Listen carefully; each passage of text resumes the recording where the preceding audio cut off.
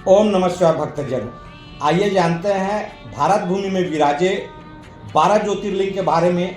भक्तजनों, ऐसी मान्यता है कि 12 ज्योतिर्लिंग के नाम का जाप सुबह शाम अगर आप करते हैं तो पुण्य लाभ मिलता है और मोक्ष को प्राप्ति होती है। तो आइए जानते हैं सबसे पहले सोमनाथ ज्योतिर्लिंग के बारे में। जी हाँ भक्तजनों, सोमनाथ ज्योतिर्लिंग जो है सौराष्ट्र गुजरात के समुद्र किनारे पर स्थित है। ऐसे मान्यता है कि चंद्रदेव ने भगवान भोलेनाथ को तपस्या करके प्रसन्न किया था, जिससे भोलेनाथ प्रकट हुए थे और यहाँ पर ज्योतिर्लिंग के रूप में स्थापित हुए। और एक नाम चंद्रदेव का सोम भी पड़ता है, इसीलिए इस ज्योतिर्लिंग का नाम सोमनाथ पड़ा। जी भक्तजनों, अब बात करते हैं दूसरा ज्योतिर्लिंग मल्लिकार्जुन की। मल्लिकार्जुन ज्योतिर्लिंग जो है आंध्र प्रदेश में कृष्णा नदी के किनारे पर बसा हुआ है।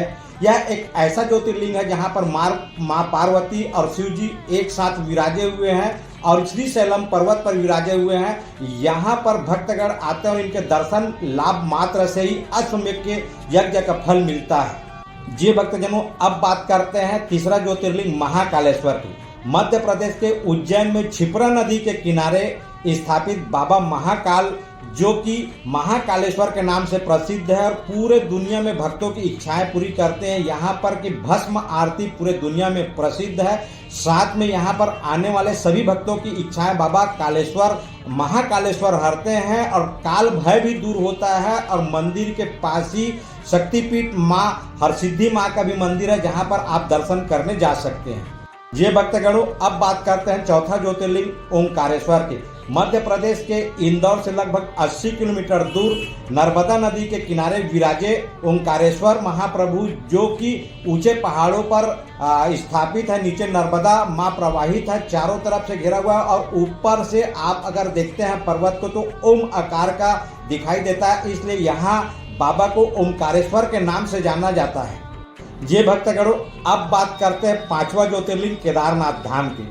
उत्तराखंड के 4 धामों में से एक बाबा केदारनाथ, जो कि रुद्रप्रयाग जिले से गौरीकुंड से आप पहाड़ों की चढ़ाई करके केदार पर्वत में बाबा केदारनाथ धाम के दर्शन कर सकते हैं। ऐसी मान्यता है कि महाभारत काल में पांडवों को यहीं पर बाबा बैल रूप में दर्शन दिए थे और बाद में केदार रूप में यहाँ पर स्थापित हो गए। ऐसी ये भी मान्यता है कि केदारनाथ दर्शन करने के बाद अगर बाबा की कृपा हो तो पशुपतिनाथ नेपाल का भी दर्शन करना चाहिए। जी भक्तगणों, अब बात करते हैं छठा ज्योतिर्लिंग भीमाशंकर की। यह ज्योतिर्लिंग महाराष्ट्र के पुणे जिले में स्थापित है, जो कि पहाड़ों पर है, सह्याद्री पर्वत पर है। यहाँ ऐसी मान्यता है कि कुंभकर्ण के पुत्र भीमा के नाम से यह ज्योतिर्लिंग भीमाशंकर पड़ा था। और ये भी मान्यता है कि यहाँ पर भीमा नदी कुछ दूर में बहती है और जो कि कृष्णा नदी में जाकर मिलती है, इसलिए इस ज्योतिर्लिंग को भीमाशंकर के नाम से भी जाना जाता है। जी भक्तगणों, अब बात करते हैं सातवां ज्योतिर्लिंग काशी विश्वनाथ की।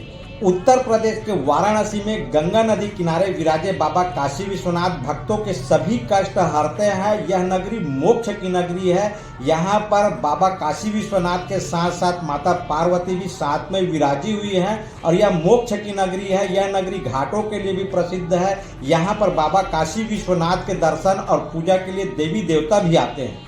ये भक्तगणों, अब बात करते हैं आठवां ज्योतिर्लिंग त्र्यंबकेश्वर की। महाराष्ट्र के नासिक जिले में ब्रह्मगिरी पर्वत के पास स्थापित त्र्यंबकेश्वर भगवान 3 रूप में ब्रह्मा विष्णु महेश के रूप में वहां पर स्थापित है और इसी रूप में पूजे जाते हैं। ब्रह्मगिरी पर्वत के पास ही माँ गोदावरी नदी शुरू होती है और ऐसी मान्यता है कि गौतम ऋषि जी के तप के कारण यहाँ पर भोले बाबा प्रकट हुए थे और ज्योतिर्लिंग के रूप में स्थापित हुए थे। ये भक्तगणों, अब बात करते हैं नवा ज्योतिर्लिंग बाबा बैद्यनाथ धाम की। झारखंड के देवघर जिले में स्थापित बाबा बैद्यनाथ धाम सभी भक्तों की मन की इच्छाएं पूरी करते हैं। यहाँ पर बाबा बैद्यनाथ धाम शक्तिपीठ माता रानी के साथ विराजी हुई है, जो भक्तों की सभी इच्छाएं पूरी करते हैं। श्रवण मास में यहाँ पर लाखों भक्त गंगा जल कांवर में लेकर आते हैं और बाबा को अर्पित करते हैं और मन वांछित फल पाते हैं। यहाँ से लगभग 45 किलोमीटर दूर पर बाबा वासुकीनाथ का मंदिर है, जहाँ पर शिव बाबा साक्षात रूप में विराजे हुए हैं, जिसका आप जाकर दर्शन लाभ प्राप्त कर सकते हैं। इसी प्रकार महाराष्ट्र में परली स्टेशन के पास ही कुछ ही दूर में परली बैद्यनाथ धाम है, जहाँ पर आप दर्शन करके मनवांछित फल प्राप्त कर सकते हैं। इस प्रकार आप तीनों जगह जा करके 90 ज्योतिर्लिंग के दर्शन लाभ प्राप्त कर सकते हैं। ये भक्तगणों, अब बात करते हैं 10वां ज्योतिर्लिंग नागेश्वर धाम की। यह ज्योतिर्लिंग गुजरात के द्वारकापुरी धाम से लगभग 17 मील के दूरी पर स्थित है, जहां पर भोले बाबा ने नागों के देवता के रूप में, जो कि बाबा भोले बाबा नाग के देवता ही कहा जाता है, इस रूप में विराजे हैं। यहाँ पर आने वाले सभी भक्तों की इच्छाएं नागेश्वर बाबा पूरी करते हैं। ये भक्तजनों, अब बात करते हैं 11वां ज्योतिर्लिंग रामेश्वरम धाम की। यह ज्योतिर्लिंग तमिलनाडु के रामनाथपुरम में स्थित है और ऐसी मान्यता है कि प्रभु श्री रामचंद्र जी ने यहाँ पर समुद्र के बालू से भगवान रामेश्वरम शिवलिंग का स्थापना किया, जहाँ पर आज रामेश्वरम धाम के रूप में ज्योतिर्लिंग के रूप में स्थापित है। यहाँ पर भक्तगण दर्शन करने आते हैं और मनवांछित फल पाते हैं। जी भक्तगणों, अब बात करते हैं 12वां ज्योतिर्लिंग घृष्णेश्वर की। यह ज्योतिर्लिंग महाराष्ट्र के दौलताबाद क्षेत्र में स्थापित है और ऐसी मान्यता है कि एक महिला भक्तन धुष्मा ने भोले बाबा को तप करके प्रसन्न किया और भोले बाबा धुष्मा की तपस्या से प्रसन्न होकर यहाँ पर घृष्णेश्वर ज्योतिर्लिंग के रूप में स्थापित हो गए। यहाँ के दर्शन मात्र से सभी भक्तों की इच्छाएं पूरी होती हैं और सभी कष्ट दूर होते हैं। ये भक्तगणों, ये थे भारत भूमि में स्थापित 12 ज्योतिर्लिंग के बारे में, कहाँ पर स्थापित है और उनकी महिमा क्या है। इसके अलावा आप चाहें तो भुवनेश्वर में लिंगराज शिवलिंग के दर्शन कर सकते हैं। इसके अतिरिक्त मानसरोवर की यात्रा भी कर सकते हैं। इसके अलावा बाबा बर्फानी के भी दर्शन कर सकते हैं। भोले बाबा आप सबकी इच्छाएं पूरी करें। यह वीडियो लोगों को शेयर करिए ताकि बाबा शिव के बारे में दर्शन यात्रा लाभ प्राप्त कर सके। बहुत बहुत धन्यवाद। ओम नमः शिवाय।